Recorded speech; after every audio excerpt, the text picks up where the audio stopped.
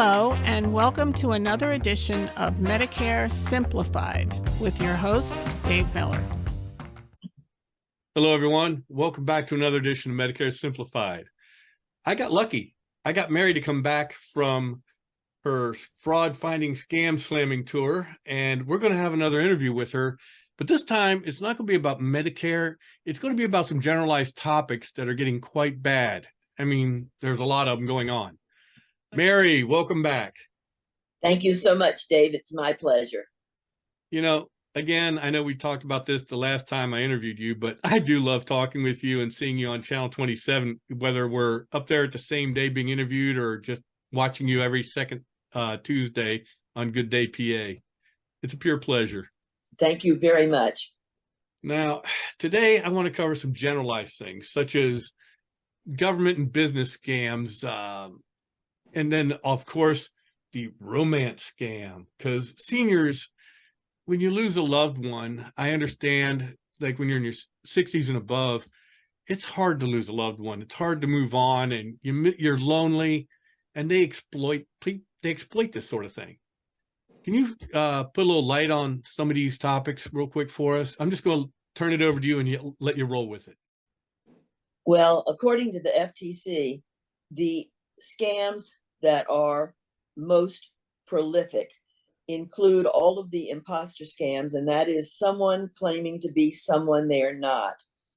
We might get a call from someone claiming to be with the IRS, with the Social Security Agency, or administration, someone saying that they are with the jury commissioner's office in our individual county.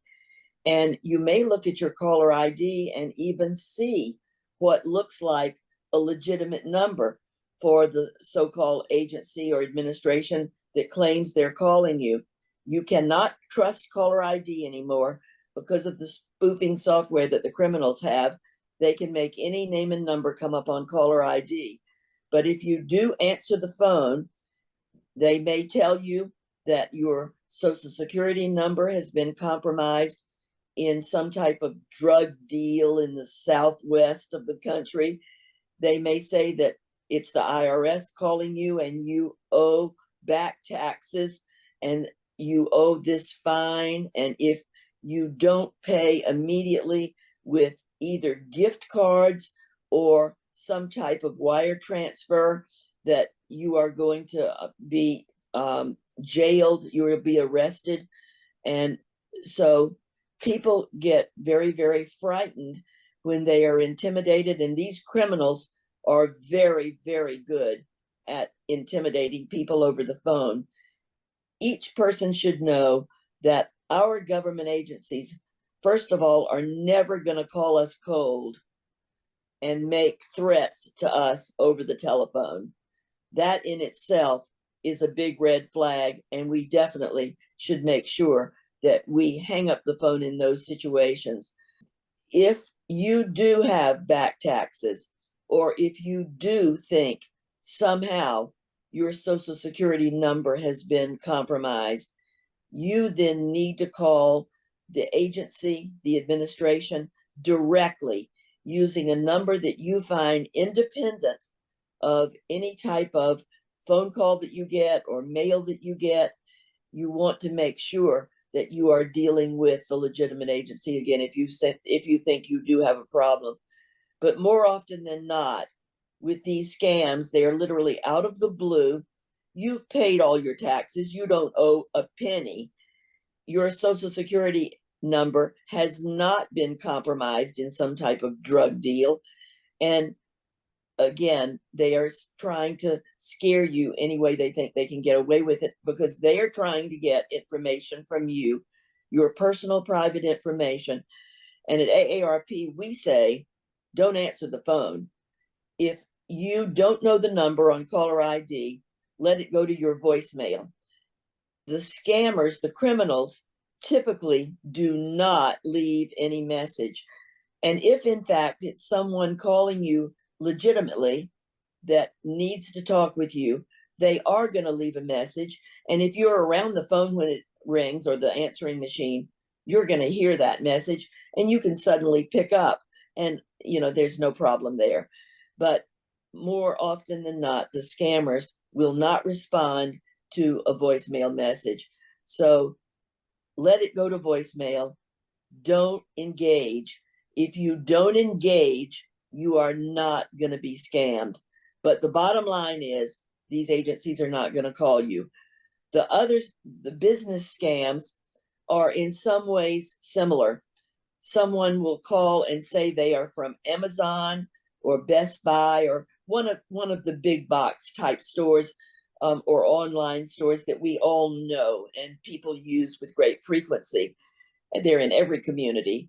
And so it seems legitimate, but they'll tell you that an order has been placed in your name, and it's usually for something, a big ticket item, like a television set for hundreds of dollars, or even a computer system, again, for hundreds of dollars, and that it's going to an address, say in California, but certainly not your individual locale. And it's in your name.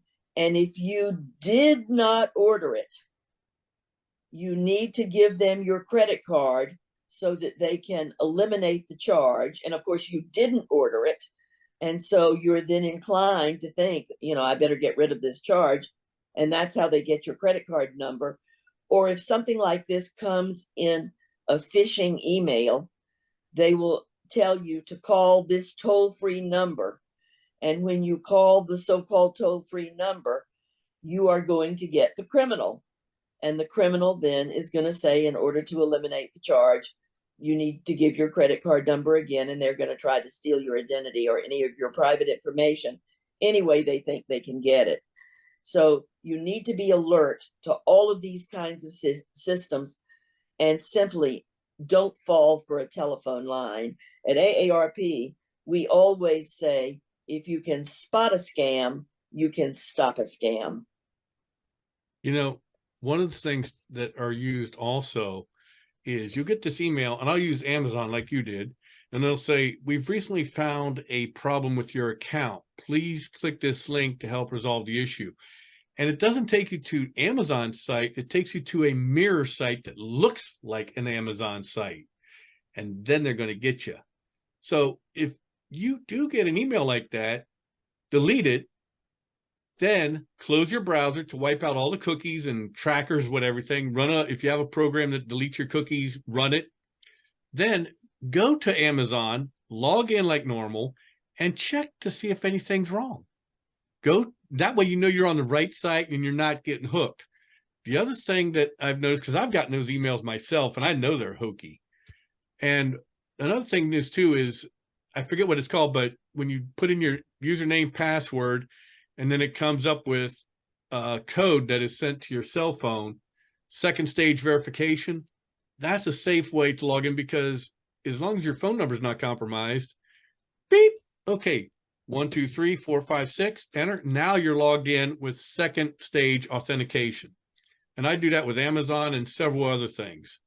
It's another way to protect your account, protect your identity, and hopefully not fall victim to anything. Absolutely. And you use the magic word delete. Delete, delete, delete. That is your best friend when it comes to any of these kinds of situations, again, that come to you out of the blue, unexpectedly. You did not order anything, and you should never be alarmed by one of these fake situations, because you didn't order anything, and you simply should delete it.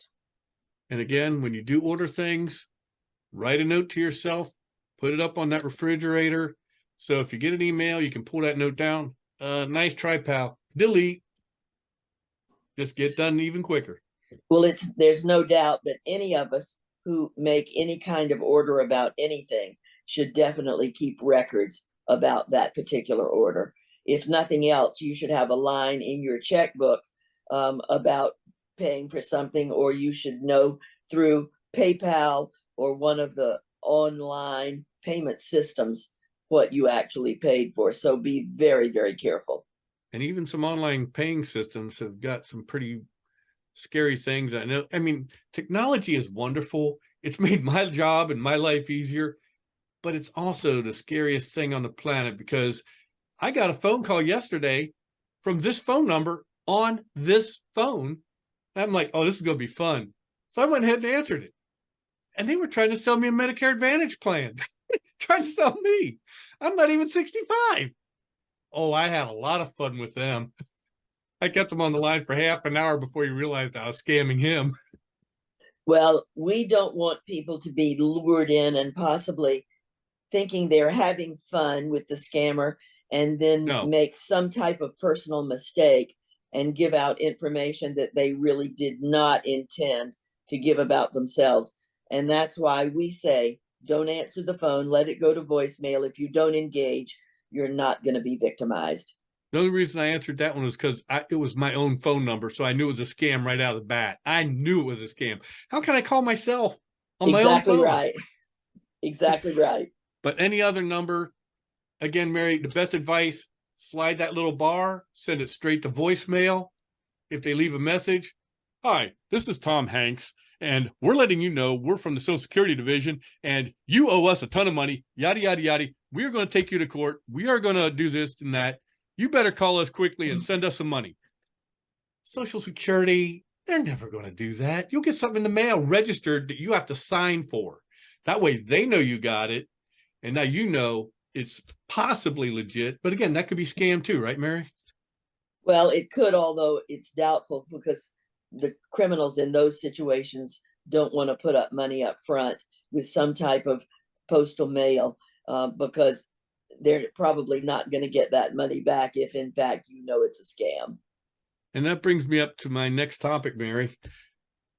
Mail theft. People are getting boxes stolen from their front porch, and then they don't have them as plentiful in my area, but you know, the old mailbox where you can just pull down the lever, throw your mail in, putting your flag up on your mailbox to let the mailman know there's some outbound mail going on. You can't trust any of that anymore. Not at all. In fact, the U.S. Postal Inspection Service that oversees anything having to do with mail, scams, fraud in the U.S. postal mail system, they've really been warning people lately. It's quite timely, and it's a hot topic, that mail theft has really been on the rise recently. And so we have to do whatever we can to protect ourselves in all of these criminal or scam situations. We need to remember that we as individuals are our own first line of defense in terms of thwarting the scams. If you don't answer the phone, you're going to thwart that scam. But in terms of our mail, you need to be very careful about how you mail your mail. Some of us live in suburban type communities. We might have a mailbox at the end of the driveway, and many of these driveways are on through streets.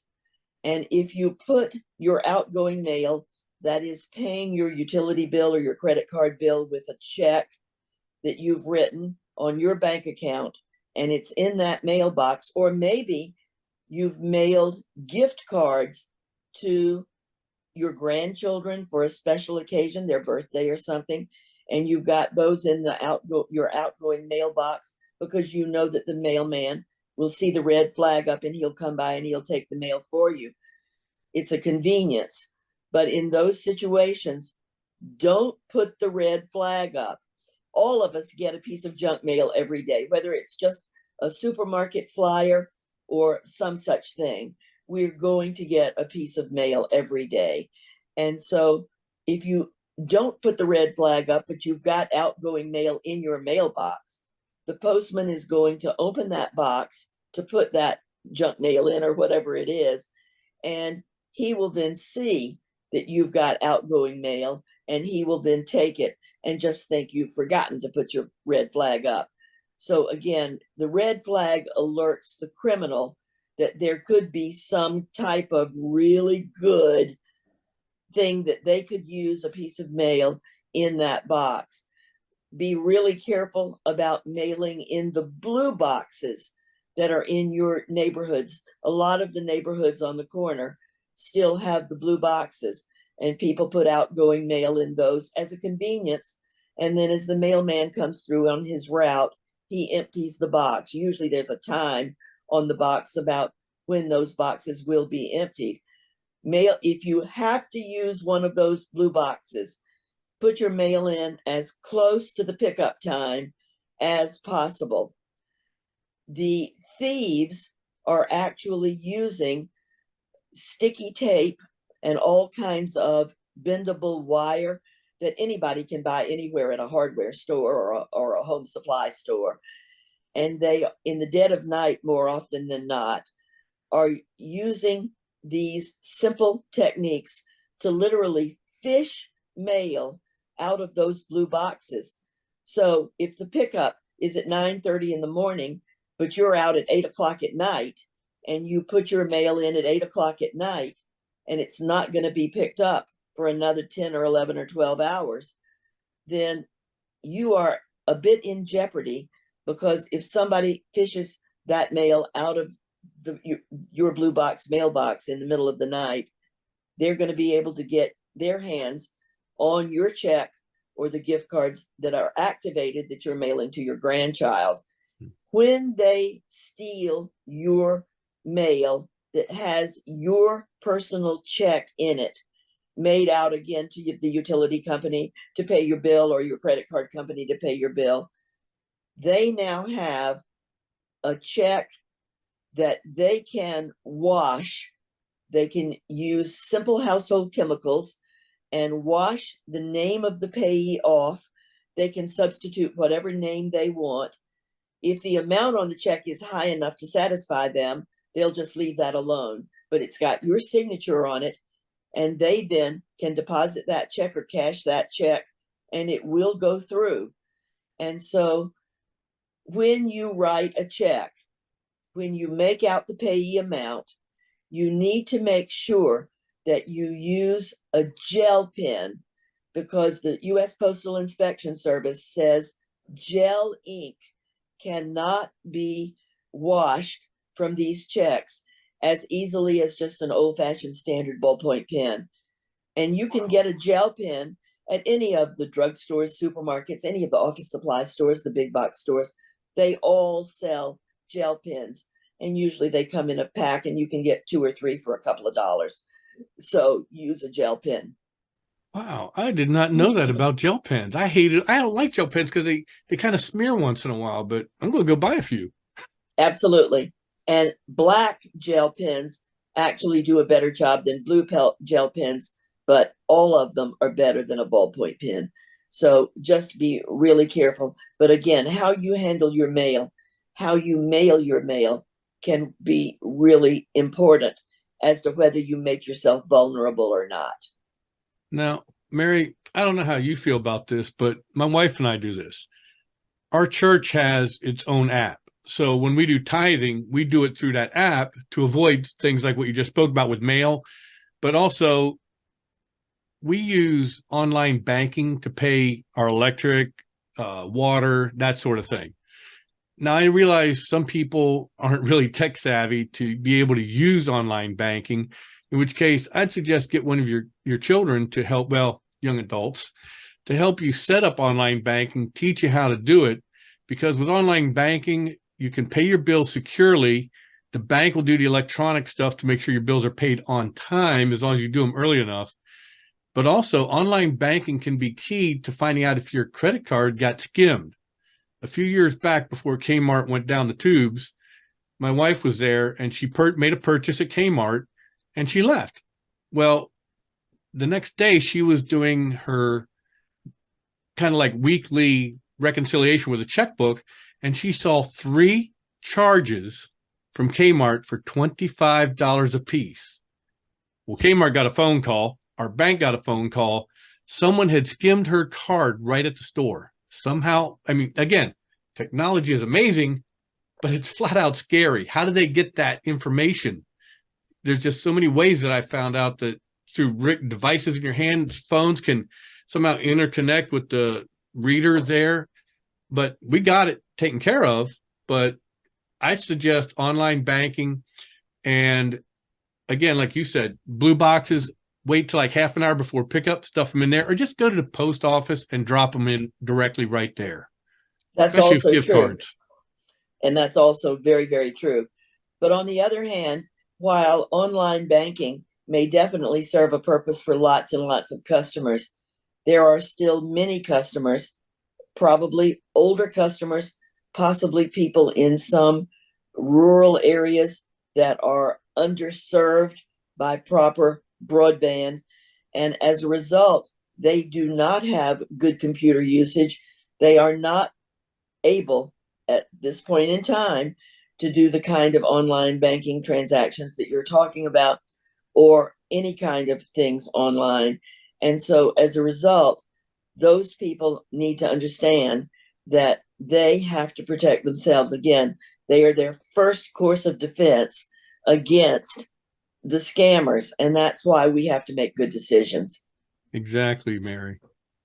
Now, we've gone through quite a bit, and I like the way this has been flowing. The one last topic, and I unfortunately know a few people who've fallen guilty to this from when I used to live in Pittsburgh, the romance scam. Absolutely. I know this is one of your favorites, Mary, so go ahead and lay it on us. I'm just going to turn it over to you again.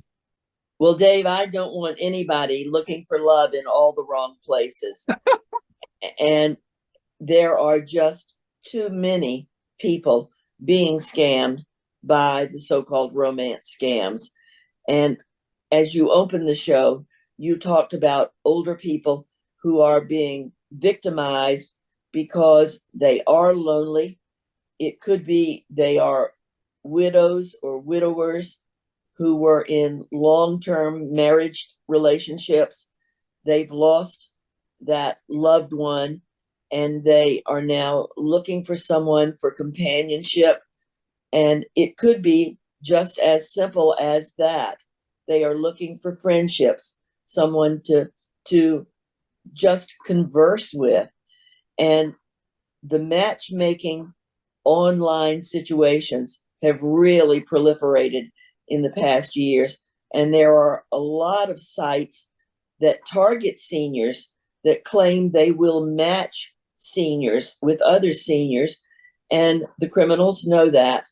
And so they put up fake profiles, pictures, photographs that they have stolen from the internet. They then, possibly from a fake Facebook type site, they then will put up, again, a fake profile about that particular photograph. They usually claim that they are living abroad, and many times they are in a situation where they cannot have a face-to-face relationship. So it may be all done via text message or some type of internet relationship. And you don't know that you're dealing with a real person at all. And the scammers take advantage, and there is more money lost, according to the FTC, in romance scams, bigger amounts of money from single victims than any other type of scam. And so at AARP, we want people to just know some of the red flags of a romance scam. When they try to get you off a particular site, when they want you alone so that they can just message you back and forth, then that's a real red flag. They profess love very, very quickly, even though you've really not exchanged much information about yourself. But the scammers typically are very good at doing their homework. And one of the problems these days is that there's so much information about all of us on the internet through public record or through a site like Facebook. And many, many older people are now on Facebook because they're reaching out to make connections from their high school days or look up people that they knew in their past, etc. And again, the scammers know all of this. And so the scammer then claims that he's in love with you. But the problem is he needs money. And the bottom line about all of these is they always want money, either in the form of a wire transfer or gift cards. And so they will tell you that they want you to send money because they want to come meet you. They may ask you outright for an airplane ticket. And when you send any of these things, something always comes up. They are on their way to the airport because they're coming to see you, and they've had a terrible accident, or somehow they've been arrested for some problem that they've had, etc. And so they always then need more money for the emergency room at the hospital, or to pay the fine so they can get out of jail. And sometimes after you send all of this money, they simply claim they're on their way, but they just never show up. We've heard stories at AARP about people that have actually gone to the airport. And I'm embarrassed to say that some 83% of the reported victims of romance scams are women, although it may be that men who are victimized simply are so embarrassed that they just never report what has actually happened, even though they may have lost money. But a lot of these stories are directly out of the Dr. Phil show. And you just have to feel for some of these people, although, again, maybe they just did not want to recognize the red flags that were right in front of their faces. They are so caught up in the emotion of the moment that they don't even realize what is going on and the actual truth of the situation. And only when the so-called victim says they no longer have any money to give does the scammer actually completely drop them like a hot potato. And then they really know they've been scammed. Well, Mary, I think you'd agree, regardless if it's a romance scam, an Amazon scam, a Social Security scam, anytime they say you got to pay in gift cards, that should put up your red flag and walk away from it. Nobody wants, if they ask for a payment in gift cards, that should be obvious right there. But again, I know a guy right here where I live. He got nailed for $3,500 in gift cards. And I hear those stories because he was scared. The guy was that convincing, or the woman. And, you know, another thing about the romance scam, okay, 11 years ago? No. 12 years ago, okay, I was divorced for a while. I tried a couple of these, like, I'm not going to mention names because, again, we don't want to get any legal issues. Sure. I tried out a couple of dating services online just to see what was going on. And boy, I quickly got out of that. And I put generic information up. I have a special email account just for stuff like that, that doesn't have any of my information. It's accurate. It's all fake. I did that to protect myself. But it was obvious that some of these women were scammers. And then I tried, at my daughter's discretion and advice, I tried eHarmony. Now, eHarmony does screen you very thoroughly. There's like 150 questions you got to answer. And then they check things.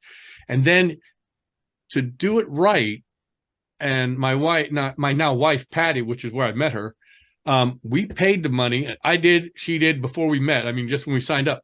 We paid money and we had ourselves verified as, yes, this is who I am. Yes, I have been single this long. Yes, I have been divorced for this amount of time. So many things were verified. And when I saw her picture, I'm like, oh, yeah. Read her profile, you know, puts God in her life. She does charity work. She does this, that, the other. I mean, and the picture was really good. I liked what I saw. Eye candy never hurts, right? But make sure it's sweet on the inside and the outside, just like you, Mary. And one thing led to another. We started talking and chatting over the site. Then later, after you do so many, and they monitor that, so be careful what you say, we were able to text each other. Then we started calling. And the next thing you know, I'm packing my truck up and moving out to where I am today. And we dated for 5 years, and now I've been happily married for 6. And it was because of the fact that she was verified, single, verified her identity. And I did the same thing myself. Is the only reason the two of us continued connecting and talking and going through there. But unfortunately, there's way too many scams on all of these dating sites. So caution in the wind, obviously. And I totally agree with you. And so, again, we have to know what to look for. And sometimes meeting in person is the very best way. And with the scammers, with the criminals, you are definitely not going to meet in person. It goes on and on, sometimes for months, even maybe a few years, when they are just, I'll say, milking you for your money in the form of whatever way you choose to pay them. And it's only when the money runs out that you find that it, in fact, is a scam. And that's why we just have to be, again, so very cautious and know the red flags. Take a step back, think through it, talk with others.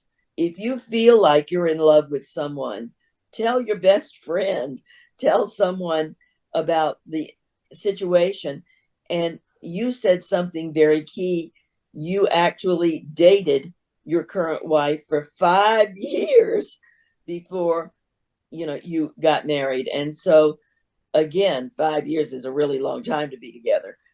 But people just are so taken up with the emotion of the moment. We call it being in the ether, when you are in that heightened state of emotional, situation. Vulnerability. You are vulnerable and you just are not thinking straight. Well, Patty, my wife, and I both were married previously. Both of us had bad marriages. Both of us had kids. So we had a lot of concerns. One, for my kids, for her kids, with her. And we just agreed, when we were still doing the chat thing, that we're in no rush. Let's go slow. We got to know each other. And then because there was a 200-mile gap from where we lived, which is another story in itself. We won't get into that. But it's kind of cool how that kind of like hooked us up. But so what we did is I looked for a place halfway for both of us. It was actually a little bit longer for me than it was for her. But I picked out a restaurant and a date and time that worked for both of us. And we actually met on neutral ground, face to face. And we sent pictures. I sent one of myself. She sent one of herself. So when we got to the restaurant, we'd know who to look for. And when we met in person, which was about 2.5 months of just texting, phone calls, emails, going through the site, 2.5 months before we even met in person. But when I went to that restaurant, I got there first. So I wanted to have the table, nice secluded area. I'm like, okay, let's see if she's for real or not before I get emotionally invested, or it ain't going to happen this way. Sure enough, she walked into my life. I knew I had a real woman. I knew I had a good woman, and I did not let her go. And Dave, in the 2.5 months, neither of you asked each other for money. No, we asked questions that were, some of our conversations were pretty in depth, but never to the point where things came up. One thing she was concerned about was, do you have any debt? And I said, well, I got a car loan, a credit card with $18 on it because I just got gas today. Okay, today I get you, 4 gallons? But I told her my bills. And I said, I'm financially secure. I've got a 401k. I have this, that, and the other investments, but never the amount and never what they were all about. She told me what she did for a living, how long she did it. Now, common knowledge told me no problems financially there. And so that was all the money. We never discussed it until when I popped the question, it didn't take her long to say yes. In fact, the whole restaurant and half a block down the road heard the yes. But it wasn't until then that we actually started getting in-depth conversations about money, because money is the number one cause for a lot of divorces. And financial security is something that both parties need to be concerned about, to make sure you're not marrying someone who's $100,000 in debt or has financial problems or can't manage their own money. But also, we wanted to make sure that we would complement each other in countless ways. And again, why we took 4 years of dating, 1 year engaged before we tied the knot. And again, your story does not fit the red flags of a romance scam, because with the romance scam, you typically never meet face to face.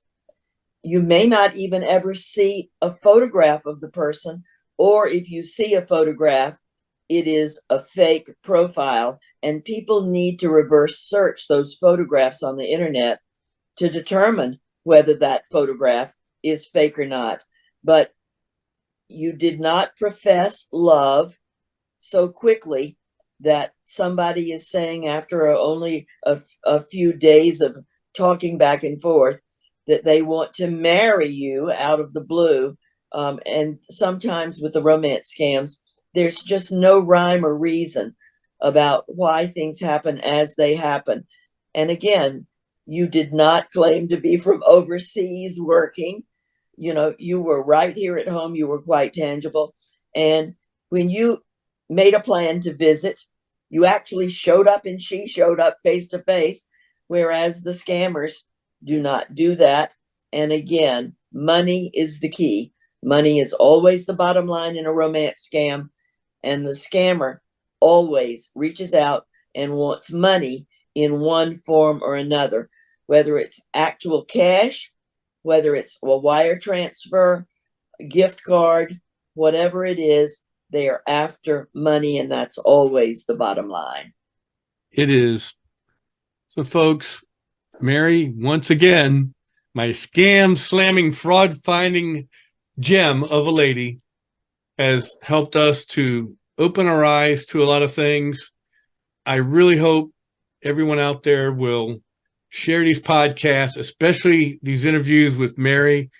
She's so knowledgeable, and I plan on picking her brain a few more times down the road whenever she'll bless me with another podcast. And Mary, again, thank you so much for your time. It's such a pleasure talking with you.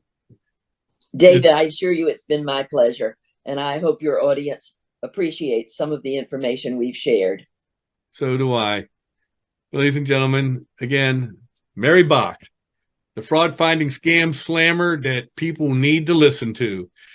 Please like and share my podcast with your friends, people new to Medicare, or someone that you know that may fall victim to something we've talked about today, especially the romance scams. It's really sad to see people lose things like their money, their identity through mail fraud, through check washing.